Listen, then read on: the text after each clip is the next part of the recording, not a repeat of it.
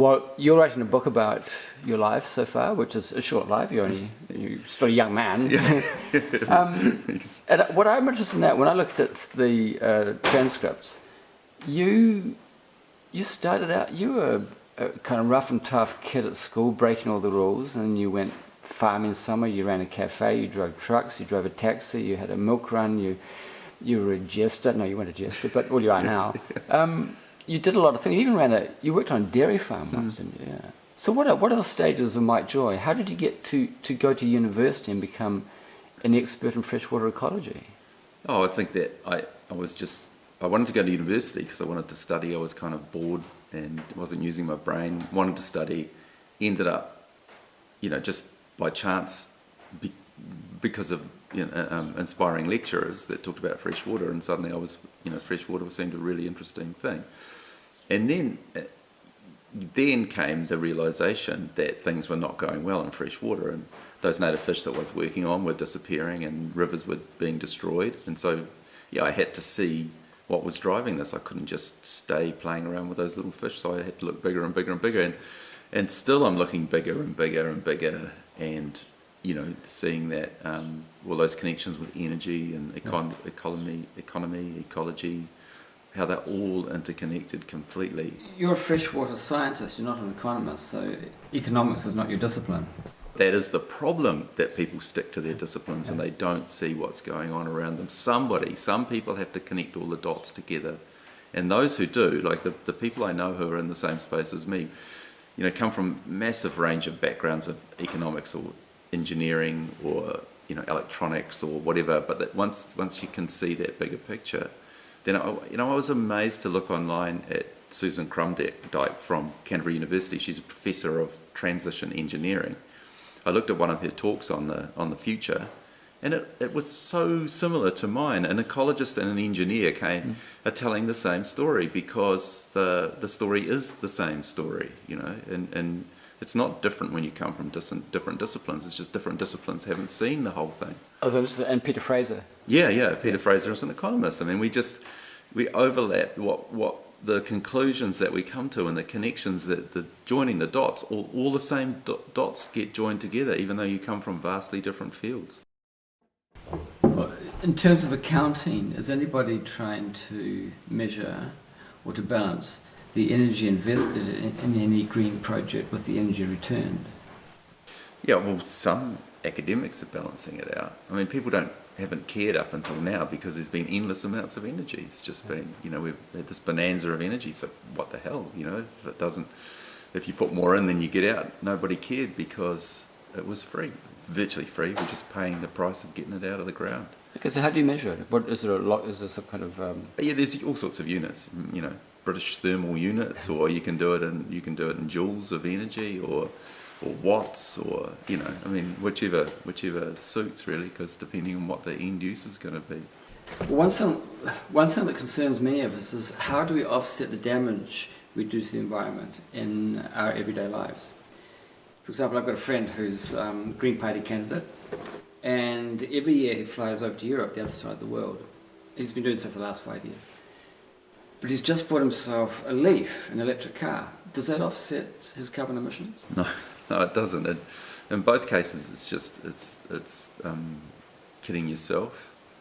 So, offsetting travel by planting a tree, they neglect to point out that the tree, the amount of carbon it sequesters, is over its entire lifetime, 30 or 40 years. Whereas he's doing a trip every year. So, if you work out, I don't know, the trip to UK, I've only looked at the trip from here to Singapore, quite a short trip, the per person greenhouse gas emissions, to capture that amount of carbon that you as an individual would spend flying to Singapore, which would be the first step of your friend's trip probably, that's a half a hectare.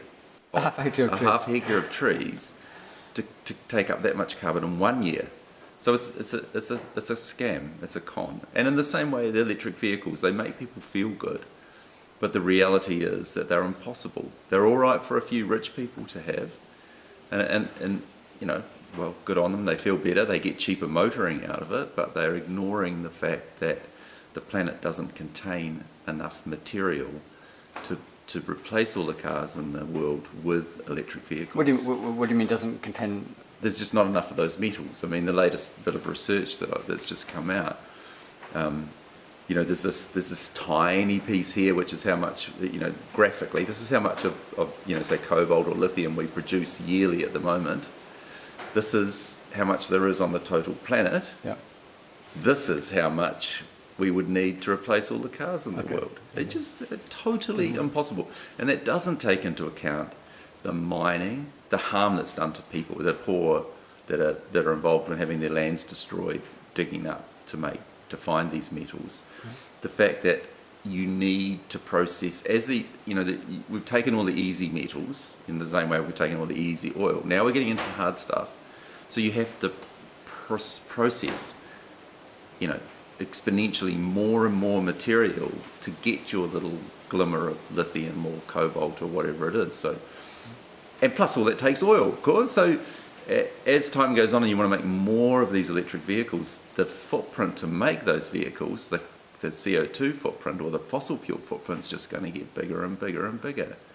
Okay, the simplest way I think for people to understand it is that renewable energy does not make renewable energy. We don't have renewable energy creating renewable energy, except on a tiny scale, where some hydro in Norway or somewhere is making PV panels. But apart from that, at the scale that, say, China's making them, they're making solar panels out of coal.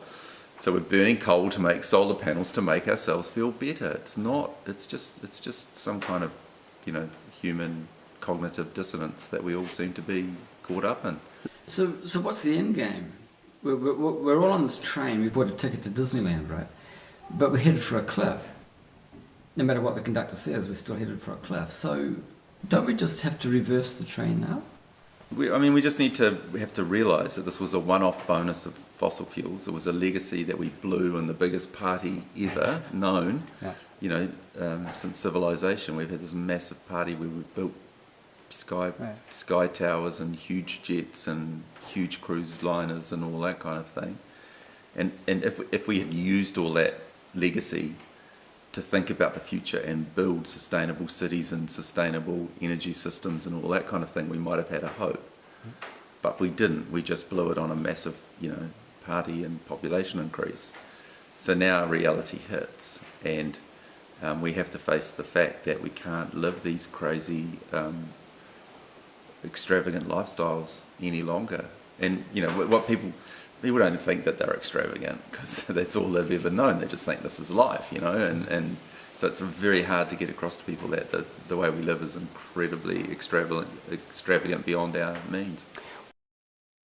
All this fighting you've done for the environment and in trying to protect the commons, and in view of the fact that consecutive governments have done nothing to regulate in favour of the commons, have you become pessimistic? No, I don't think I have really, because my realisation is that where we need to be is a much better place.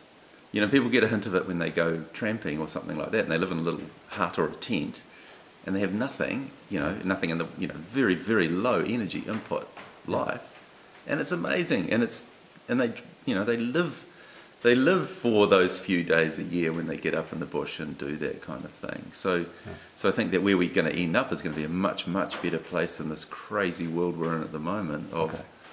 We got all this horrible statistics that we have for drug use and people in jails and all that kind of stuff are all symptoms of an incredibly screwed up way that we live at the moment. So this, it's so easy to portray the changes that we need to make as negative things, but I don't see them as negative at all. It's going to be a tough road to get there, but when we get there, it's going to be so much nicer. I mean, when I envisage the Canterbury Plains as permaculture and getting trees back on the land and getting the streams running again with clean water, and it's a beautiful place. If people think that progress is great, look around the Canterbury Plains now, and if you can't see how damaged and wrecked they are, then you're not seeing the truth. So you're a freshwater scientist. Did you ever think that your life would be so wrapped up in politics? No. I mean, that's the kind of sad realisation, I guess, just how much politics controls everything.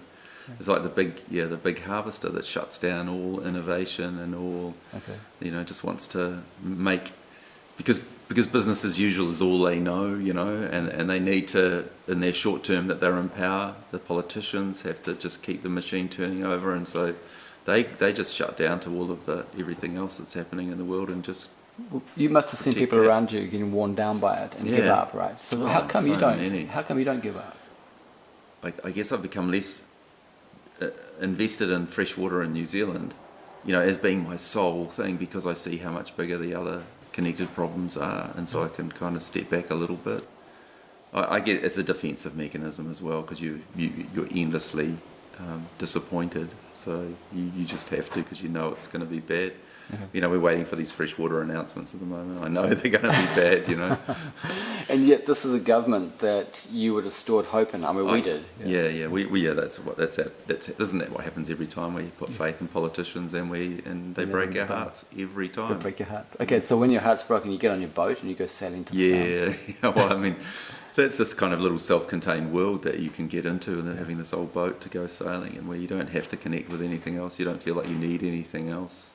So you can be independent.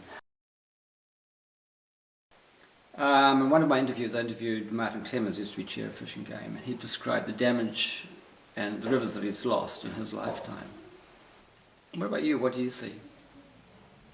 Well, in my short lifetime, I grew up in Canterbury, I can see what's happened here. The rivers I used to swim in don't have water in them anymore. The shelter belts are gone. It's just this monoculture of ryegrass and cows. It's not what we do, it's how we do it. I mean, I'm not an economist, but I'm logical enough to see that you cannot have a growth economy. Growth is what's killing us. The two just don't go together. You cannot have growth and sustainability.